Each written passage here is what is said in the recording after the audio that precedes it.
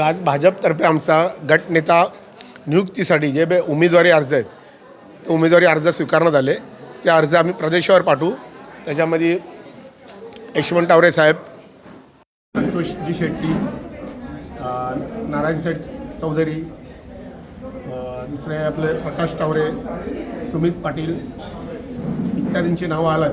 वैभव मोहीम हे नाव आम्ही प्रदेशावर पाठवू. प्रदेशावरून एक नाव निश्चित होईल आणि तो नाव होईल तो आमचा गटनेता म्हणून आम्ही इकडे घोषित करू.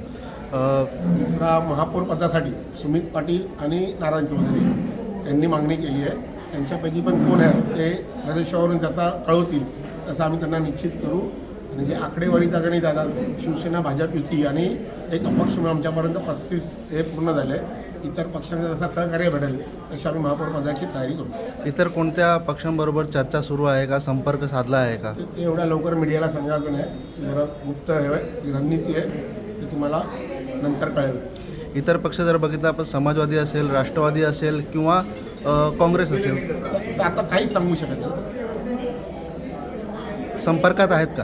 हो, सर्व संपर्कात आहे आणि 100% भाजपचाच महापौर आहे.